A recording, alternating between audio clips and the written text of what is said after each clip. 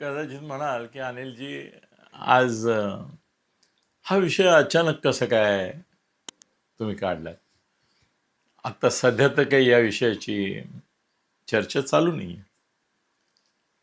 पण अमित शहा आता कोल्हापूरला येऊन गेले, त्यांच्या भेटीगाठी झाल्या. देवेंद्र फडणवीसांबरोबर झाली, एकनाथजींबरोबर झाली, देवेंद्रजी आणि एकनाथजी यांच्याबरोबर झाली. आणि असं पण दिल्लीला शिंदे पण बऱ्याच वेळा जात आहेत, बऱ्याच वेळा देवेंद्रजी पण जात आहेत. तिथेही त्यांच्या वेळोवेळी भेटीगाठी होत असतात. पाझर तलावातून जसे ते पाझर झिरपतात आणि पोचतात, तसे काही बातम्या आपल्यापर्यंत पोचत असतात. मला असं वाटलं की आता महाराष्ट्रामध्ये हा विषय चर्चेचा नाही, कारण लोकांनी गृहीत धरला आहे की आता काय फडणवीस केंद्रात जात नाहीत, दिल्लीत मंत्री होत नाहीत, प्रधानमंत्री हा तर विषय संपला. शेवटची आशा होती आपल्याला. यशवंतराव चव्हाण, शरद पवार, शंकरराव चव्हाण सुद्धा पंतप्रधान पदाच्या रेसमध्ये होते, सुशीलकुमार शिंदे होते, ते सगळे, गडकरी पण होते. पण हे सगळे आता मराठी माणसं बाजूला पडली आणि आता आपल्याकडे एकच आशा शेवटची आपली होती, ती म्हणजे पंतप्रधानपदी मोदींनंतर देवेंद्र फडणवीस होतील अशी एक होती आपल्याला. आता ती भाबडी वाटते, पण त्यावेळेला आपण कन्व्हिन्स होतो की नाही नाही, आता त्यांच्या कॉम्पिटिशनमध्ये मंत्री पण आले, मुख्यमंत्री पण आलेत बरेच, ते आत्ताच आलेत हे मला मान्य आहे, पण तरी अजून मध्ये वेळ जाणार आहे. त्यामुळे ते परत कॉम्पिटिशनमध्ये असणार आहेत. ते आत्ता भारी पडत आहेत. फडणवीस त्या तुलनेमध्ये सौम्य, शीतल, त्यांचं हिंदुत्वही असं काय म्हणतात त्याला, लक्ष्मण रेषेच्या आतलं हिंदुत्व आहे त्यांचं. आणि एकूण कर्तृत्व वगैरे जे आहे ते he is a man of इन्फ्रास्ट्रक्चरमध्ये ते खूप करत आहेत. खूप प्रकल्प, प्रोजेक्ट महाराष्ट्रामध्ये करत आहेत, विधायक कामं खूप करत आहेत. पण राजकीय आघाडीवर, राजकीय आक्रमकतेमध्ये आणि नॅशनल इमेज बिल्डिंगमध्ये पंतप्रधान पदासाठी लागणार आहे. आता असा विचार प्रामाणिकपणे जर केला तर खरोखरच असं आहे की देशाची नॅशनल, ज्याला एक इमेज ब्रँड असं आपण म्हणू शकू, त्याच्यामध्ये आता मोदी, शहा आणि त्यांच्याबरोबर आदित्यनाथ आहेत. जे आज सेतू हिमाचल असं कोणी माणूस नाही की ज्याला राजकारणातलं काहीतरी निदान ABCD माहिती नाही आणि माहिती आहे आणि त्याला आदित्यनाथ माहिती नाही, असं प्रत्येकाला माहिती आहे. किंवा आदित्यनाथ ही एक दंतकथा आहे, ती सत्यकथा कशी आहे काय वगैरे त्याच्यावर माझे जे उत्तर प्रदेशमधले मित्र ते काय सांगतात तो विषय आज नाही आहे, म्हणून मी घेत नाही. पण तो घ्यायला पाहिजे केव्हा तरी, तुम्हाला तेही तुमच्या पुढे आलं पाहिजे की खरंच आपल्याला इथे जेवढं वाटतं आहे आदित्यनाथ यांचं कौतुक, तेवढं उत्तर प्रदेशातल्या लोकांना वाटतं आहे का? हे पंतप्रधान पदाचे उमेदवार म्हणून त्यांच्याकडे ते बघतायत का? 27च्या निवडणुकीसाठी सुद्धा आदित्यनाथांना अखिलेश आणि बाकी ही जे कॉम्बिनेशन आहे ते त्रासदायक होणार आहे आणि आहेत तेवढं तरी राहणार का नाही, का वाढणार का कमी होणार, कमी होणार हे पण शक्यता आहे. किंवा आता या क्षणाला UPमध्ये जी स्थिती आहे त्याच्यामध्ये इकडे देशामध्ये लाट आली आहे, बंगाल जिंकलाय, हे जिंकलाय, तरी देखील उत्तर प्रदेशमध्ये बहुमत मिळवतील आदित्यनाथ, पण कमी होईल का अशी चर्चा आहे. मग तिथे जर कमी होणार असेल तर पंतप्रधान पदाच्या रेसमध्ये ते स्वाभाविकच मागे पडतात. तो नको विषय आपण आता घेऊया, कारण आता इथून जे देवेंद्र फडणवीस जेव्हा केव्हा जाणार ते काही पंतप्रधान म्हणून जाणार नाही, ते फायनल झालेलं आहे. आणि नंतरसुद्धा ते पंतप्रधान होणार नाहीत हेही आता कालायत अस्मै नेव्हा काही होऊ शकतं. पण आता तरी त्याच्याकरता ते जात नाहीत आणि त्याच्याकरता ते केंद्रीय मंत्रिमंडळात जात नाही आहेत, त्यांची पोझिशनिंग वेगळी असणार. असं विधान केलं तर काही जणांना खटकेल, पण त्यांना हेही माहिती की जसे एकनाथ शिंदे माझे बंधूच नाही आहेत तसे तेही मित्र आहेत आणि गुडविल आहे. त्यांचं माझ्याबद्दल, माझं त्यांच्याबद्दल, त्यांच्याविषयी माझ्या मनात निगेटिव्ह भावना जराही नाही. पण शेवटी तुमच्याशी बोलताना ज्यावेळेला मी हे सगळं तुमच्याशी शेअर करतो त्यावेळेला ते शेअर करण्याची जर भावना असेल तर जे मला माहिती आहे ते मी तुमच्याशी शेअर केलं तर तुम्हाला आनंद होईल. तुम्ही म्हणाल की उगाचच एकतर्फी फडणवीसांची पवाडे गाणं, स्तुती गाणं आणि एकतर्फी त्यांचं एक असं व्हर्जन उभं करणं, नॅरेटिव्ह मांडणं, याच्यापेक्षा ठीक आहे ना, काही अडथळे आहेत, काही असे विशेष सिच्युएशनमुळे मर्यादा आहे. पण एक विधान मी नेहमी करतो की फडणवीस जेव्हा महाराष्ट्रामध्ये केंद्रीय नेत्यांना नकोसे होते, लोकांना नकोसे होणं हा एक वेगळा विषय आहे, त्याची कारणं वेगळी असू शकतात, बरोबर. पण लोकांना नको होणं त्याच्यापेक्षा एक केंद्रीय नेतृत्वाला महाराष्ट्रात त्यांनी नकोसं होणं हा दुसरा मुद्दा आहे. तर तसं होऊ शकतं आणि तसं काही गोष्टी घडणार आहेत आता, ज्याच्यामुळे थोडंसं फडणवीसांचा आपण कस लागणार आहे असं पण म्हणू शकतो. काही निर्णय असे त्यांना घ्यावे लागणार आहेत की जे कटू आहेत. त्यामुळे जनसामान्यांमध्ये सुद्धा आता जे एक असं मोठ्ठच्या मोठं उसळी मारलेली तुम्हाला दिसते, त्याच्यामध्येही काही फरक पडणार आहेत. विरोधकांच्या संदर्भात तुम्ही म्हणाल अनिलजी, विरोधक प्रबळ होणार आहेत आणि त्यामुळे ते दुर्बळ होणार आहेत, असं काय होणार आहे का? नाही, अजिबात नाही. उलट असं आहे की विरोधकांमध्ये मला तर फाटाफूट दिसते. मी माझ्या अन्य छोट्या व्हिडिओमध्ये सांगितलं देखील की सुप्रिया सुळेचे व्याही आता जे आहे ते त्यांनी परवा स्पष्टपणे सांगितलं की त्या केंद्रीय मंत्रिमंडळामध्ये पुढल्या 4 महिन्यात असणार. सारंगचे वडील त्यांनी सांगितलं तर की आता 4 महिन्यामध्ये पुढल्या होणार, तर त्या जाणार आहेत म्हणजे शरद पवार जाणार आहेत, हो की नाही. आधी तुम्ही काय चर्चा करत होत्या की अशी चर्चा झाली आहे की राष्ट्रीय अध्यक्षपद जे आहे तुमच्या काँग्रेसचं म्हणजे राहुल आणि सोनियाच्या, त्याच्यामध्ये कुठेतरी यांचा तुमच्या शरद पवारांचा नंबर, मग या राष्ट्रीय महाराष्ट्राच्या हे वगैरे वगैरे. पण ते सगळं आता लक्षात ठेवा बाजूला. हे लखानी जी मंडळी आहेत ती जे बोलतात त्याच्यावर विश्वास मी तरी ठेवतो, आणि ते जे बोलत आहेत त्याच्यामध्ये आता त्यांना सरळ दिसते की भारतीय जनता पक्षाबरोबर शब्द वापरतोय, पक्षात विलीन हा शब्द नाही वापरलेला मी अजून. मला वाटलं तसं दिसलं, तसं काही दिसले लक्षणं दिसली, पुरावे दिसले, मी बोलेन तुमच्या. आत्ता तर चर्चा तुम्ही लोक काही जे करतायत यूट्यूबवाले ते काँग्रेसमध्ये विलीन होण्याची करतायत, राष्ट्रवादीची, आणि अजितदादांची पार्टी भाजपमध्ये विलीन होण्याची करतायत. पण मी तुम्हाला उलटं सांगतो की शरद पवारांची काँग्रेस जी आहे ती आत्ता तुटू शकते, त्यांचे खासदार फुटू शकतात, ते अजितदादांच्या काँग्रेसमध्ये जाऊ शकतात किंवा कुठल्याही क्षणी. पण त्यांनी तिथे जायचं का नाही हा निर्णय शरद पवार आणि शहा मोदी किंवा शरद पवार सुप्रिया आणि शहा मोदी यांनी घ्यायचं आहे. जर त्यांना मोदी शहाने ठरवलं की भाजपात डायरेक्ट न घेता अजितदादांबरोबर पाठवायचं आणि सहयोगी पक्ष म्हणूनच ठेवायचं, तर ते इकडे न येता तिकडे जातील. पण तिथे कसं आहे की तिथे त्यांना विलिनीकरण करणं म्हणजे लीन होणं आहे, आणि सुनेत्रा नो वे. तर त्यामुळे शरद पवार त्याला तयार नाहीत यांच्या पक्षामध्ये तो अधिकृत आहे समजून.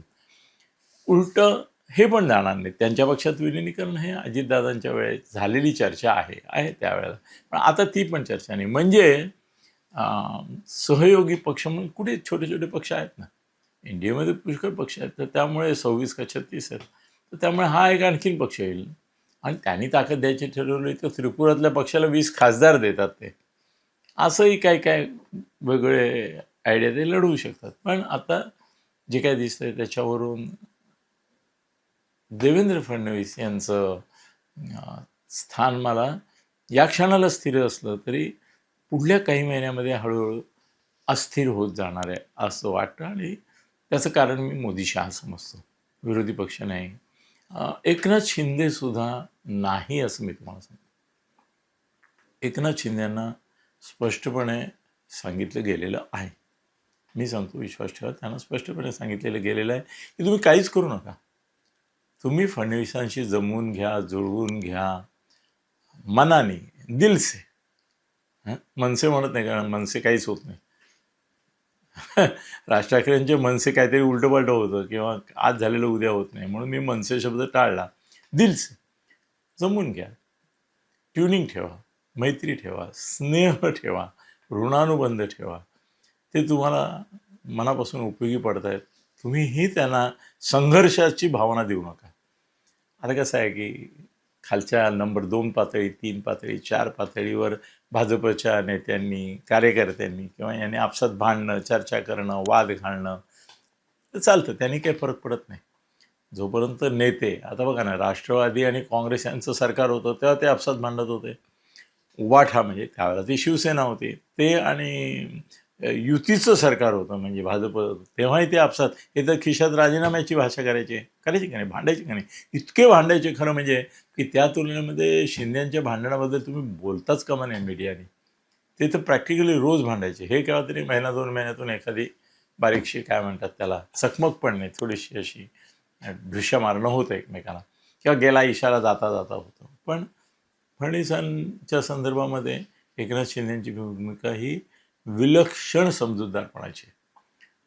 त्याने असं गृहीत धरलेलं आहे की जेव्हा केव्हा फडणवीसांना मोदी शहा बोलवतील दिल्लीला, सन्मानाने बोलवतील, मोठं पद देऊन बोलवतील, त्यांच्याकरता हे असं काही अफवा उठवतात लोक की हे पद देतील, ते पद दे. परवा एकाने छापलं, मोठ्या पेपरने छापलं की म्हणजे शिक्षण मंत्री म्हणून धर्मेंद्र प्रधानांना हलवून यांना शिक्षण मंत्री करतील. बाकी खाती वेळोवेळी देऊन झाली आहेत त्यांना गृह सोडून, कारण ते अमित शहाकडे. बाकी त्यांना संरक्षण मंत्री करून झाला आहे, अर्थमंत्री करून झाला आहे, बरीच मंत्री करून झालेले आहेत खाती देऊन. पण ते जाणार ते अशाच टॉप 5मध्ये जाणार. ते जेव्हा केव्हा जातील तेव्हा टॉप 5 खात्यात जातील हे गृहीत आहे. पण ते कधी जाणार या प्रश्नाचं उत्तर अजून अमित शहा आणि मोदी, विशेषतः अमित शहांनी दिलेलं नाही आहे. त्यांनी एकनाथ शिंदेना एवढंच सांगितलेलं आहे की आगामी निवडणूक, हे मी सांगतो हे वाक्य तुम्हाला महत्त्वाचं आहे, हे महत्त्वाचं वाक्य आहे आणि हे लक्षात ठेवा. एवढ्याकरता लक्षात ठेवा, मी हल्ली सेव्ह करा म्हणत नाही, काय काय सेव्ह करायचं आपण रोजच सांगणार लोकांना सेव्ह करा, असं कसं नाही. मग लक्षात ठेवा की आगामी 2029ची जी निवडणूक आहे, जर लोकसभेची मुदतपूर्व निवडणूक आधी झाली नाही तर, होय, तो एक वेगळा विषय आहे, त्याची चर्चा मी ऐकतोय, मोठ्या लोकांकडून ऐकतोय. मी तुम्हाला प्रामाणिकपणे नेहमीच कबूल करतो की माझे सोर्सेस हे जे काही लोक असतात मोठे, ते जे मला सांगतात त्याच्यातूनच मी घेतो आणि सगळ्या पक्षात आपले मित्र आहेत ते आपल्याला फीडिंग करत असतात. तर लोकसभेच्या मुदतपूर्व निवडणुका म्हणजे आता DMK पाठिंबा देईल आणि एक असं पण मत आहे ना की निवडणुकांना सामोरं न जाता किंवा उत्तर प्रदेश वगैरेच्या निवडणूक होण्याच्या आधीच आता आहे त्या संख्याबळाच्या सहाय्याने राज्यसभा आणि लोकसभा दोन्हीकडे 2/3 बहुमत साबित करायचा, तो आरोप विरोधक करतातच आहे की का घाई चालली आहे, का याला घे त्याला घे, का चालला आहे. तर 2/3 बहुमत, त्यानंतर डिलिमिटेशन, मुख्य महिला विधेयक हे काय तेवढं महत्त्वाचं नाही, डिलिमिटेशन म्हणजे संख्या काहीतरी 825 वगैरे काय जे होते ती होईल. दुसरी गोष्ट अशी डिलिमिटेशन, समान नागरिक कायदा, समान नागरिक कायदा राज्यांचा आहे पण तशाच तऱ्हेचं ते याचं नागरिकता विधेयक, अशी जी 3 विधेयक आणि महिला आरक्षण, ही 3 2/3 बहुमताने काढून घ्यायची. आणि नंतर काहींना असं वाटतं की जर ती झाली आणि 2/3 बहुमत असेल तर मुदतपूर्व निवडणुकीला हे सामोरे जाणार नाहीत. पण मला सांगणारे ही काही लोक आहेत, त्यांचं एक मत आहे, त्यांची माहिती आहे, ते म्हणतात की नाही उलट जातील. याचं कारण मग तामिळनाडूमध्ये DMK बरोबर समझोता होईल. आज उलट भाजपचे ते कोणतरी अण्णामलाई कोणीतरी फुटले ना, तर त्याच्याऐवजी DMK बरोबर समझोता करून ते लढवतील आणि जिंकतील, 1/3 जागापर्यंत जिंकतील तिकडे. इकडे ममताचे फुटलेले जेवढे लोक आहेत त्या सगळ्यांना खासदारकी द्यायची, आपल्याला महाराष्ट्रात द्यायची आहे. महाराष्ट्रात जे फुटून आले ते सगळ्यांना आपण आपापल्या पक्षाची खासदारी देणार आहोत. तसं तृणमूलच्या एकूण एक खासदाराला खासदारकी देणार आहोत आपण, राज्यसभेवर आणायचे त्यांना राज्यसभेवरही आणणार आहोत, बरोबर. म्हणजे इथे पण झालं, DMK बरोबर झालं, आणखीन समझोता करतील. यापुढे जाऊन आपसुद्धा ते तोडणार आहेत. आप तुटेल आता पंजाबमध्ये, पंजाबचं सरकार बदलू शकतं, इथपर्यंत पाडी आहे. पुढल्या सगळं हे पुढल्या तुम्हाला 2-3 महिन्यात दिवाळीच्या आधी मोठ्या घटना झालेल्या पुढल्या अधिवेशनामध्ये, आता ताबडतोबच्या नाही, त्यानंतरच्या अधिवेशनामध्ये 2/3 बहुमताने हे मंजूर झालेले, कामाला लागलेले, असं सगळं दिसणार आहे. त्यामुळे काही लोकांना असं वाटतं की एकदा ते साध्य केल्यावर याच बळाच्या आधारे निवडणुका लढवून 400 पर जाण्याचं पुन्हा एकदा ऑफिशियली स्वप्न म्हणून मुदतपूर्व निवडणुका होऊ शकतात. मुदतपूर्व निवडणुका झाल्या तर फडणवीसांना नाही हलवणार, कारण मग महाराष्ट्रातली निवडणूक जी आहे ती फडणवीसांच्या नेतृत्वाखाली होईल, कारण ती शिंदे आपल्या तुमच्या मोदी शहांकरता होईल. तिथे चेहरे ते असतील, तिथे महाराष्ट्र हा विषय दुय्यम असेल. पण वेगळ्या झाल्या म्हणजे लोकसभेची होऊन गेली आणि नंतर विधानसभेची नाही कापली, तर त्यावेळेला मात्र एकनाथ शिंदेना 101% माहिती आहे आणि फडणवीसांना माहिती आहे की त्याही निवडणूक ही एकनाथ शिंदेच्याच नेतृत्वाखाली महाराष्ट्र विधानसभेची लढवायची हा निर्णय झालेला आहे. तो अमित शहानी आणि मोदींनी घेतलेला आहे आणि त्याची कल्पना आहे. त्यामुळे कधी या प्रश्नाचं उत्तर जर अधीमधी लोकसभा निवडणूक मुदतपूर्व नाही झाली तर विधानसभा निवडणुकीच्या एक साधारण 3 ते 6 महिने आधी किमान, जास्त वर्षभर आधी पण होऊ शकतं कॉन्सॉलिडेट करायला. म्हणजे मग जर 29ला निवडणुका असतील तर आता 26 चालू आहे, 27-28मध्ये पण हा बदल होऊ शकतो. म्हणजे बदल केव्हाही होऊ शकतो, पण तो आत्ता लगेच या 6 महिन्यात होईल असं नाही, पण वर्षभराने सुद्धा होऊ शकतो. आणि महाराष्ट्राच्या निवडणुकीची सूत्र एकनाथ शिंदे यांच्या हाती मुख्यमंत्री असणार हेही नक्की आहे. पण फडणवीसांचं वाईट नाही होणार, फडणवीसांचा मान सन्मान राहणार. किंबहुना महाराष्ट्रातून दिल्लीमध्ये गेल्यानंतर ज्यांनी दिल्ली गाजवली, शरद पवार पण आहेत त्याच्यामध्ये, शंकरराव चव्हाण आहेत, पुष्कळ आहेत नावं की ज्यांनी महाराष्ट्रातून जाऊन दिल्ली गाजवली, त्यात फडणवीस असणार हे शंकाच नाही. किंबहुना शक्यता अशी आहे की दिल्लीमध्ये त्यांचं कर्तृत्व इतकं झळकू शकेल की अमित शहा पुढे पंतप्रधान आहेत हे माहिती झालं आहे ना तुम्हाला, कन्फर्म झालं की नाही तुमच्याकडे, कोणी केलं की नाही तुम्हाला, का नाही केलं? मग हे समजा ना, जेव्हा केव्हा तो शब्द महत्त्वाचा आहे, जेव्हा केव्हा मोदी जाणार आहेत, रिटायर होणार आहेत आणि सत्तासूत्र देणार आहेत, तर ती अमित शहांकडे देणार, यात काही शंका नाही. अमित शहांचं वय मला वाटतं काहीतरी काल आपण बघितलं ना की 162 निघालं ना, 162 आहे. म्हणजे असं विचार केला तर 15 वर्ष त्यांना मिळू शकतात, तब्येतनी साथ दिला त्यांना तर 75 वर्षापर्यंत असं ते जाऊ शकतात. आणि 75ची अट नाही भाग वेगळा, पण निदान एक 10-15 वर्ष जाऊ शकतात आणि अजून 10-15 वर्ष केंद्रातली सत्ता काही हालेल भाजपची असं वाटत नाही. राज्यांमधली पण हलणार नाही, उलट नाही तिथे पण येणार. तर त्यामुळे फडणवीस पंतप्रधान पदासाठी जात नसले तरी देखील फडणवीस हे मोठा कर्तृत्ववान व्यक्तिमत्व म्हणून दिल्लीत झळकण्यासाठी जातील. पुढली निवडणूक एकनाथ शिंदे यांच्या नेमणूक याच्याखाली मुख्यमंत्रीपदाखाली होईल. कधी या प्रश्नाचं उत्तर मी आत्ता देणं योग्य नाही, कारण मग मी दिलं तर तुम्ही मला विचारणार आणि मग ते मला उत्तर द्यावं लागणार. तर ते असं उत्तरच देत नाही की जे मला आत्ता ठाऊक नाही. फक्त मी एवढंच सांगतो की फडणवीसांनी गाशा गुंडाळायला सुरुवात केली आहे का, आवरावर सुरू केली नाही केलेली. आणि शिंदेने देखील सावरासावर सुरू केलेली आहे का, तर केली आहे. पक्ष बांधणीचं काम त्यांनी सुरू केलं आहे. त्यांना भारतीय जनता पक्षाचा पूर्ण पाठिंबा आहे की तुम्ही पश्चिम महाराष्ट्रामध्ये काँग्रेस, राष्ट्रवादी काँग्रेस, पश्चिम महाराष्ट्र, मराठवाडा, इव्हन जमलं तर विदर्भ, इथे काँग्रेस, विदर्भामध्ये आव्हान काँग्रेसचं मोठं आहे, तिथे तुम्ही घुसा. भाजप जिथे घुसू शकेल तिथे भाजप जाईल, जिथे भाजप नाही तिथे शिंदेसेना पाहिजे. त्यामुळे शिंदेसेनेला फुल स्कोप आहे. बघा ना, अहो त्यांना भाजपत घेणं शक्य असलेले खासदार त्यांनी का दिले शिंदेकडे, याचा कधीतरी विचार करा. त्यांनाही भाजपत यायचं होतं, हो ही पण गोष्ट खरी आहे, तरी त्यांना सांगितलं नाही तुम्ही शिंदेबरोबर.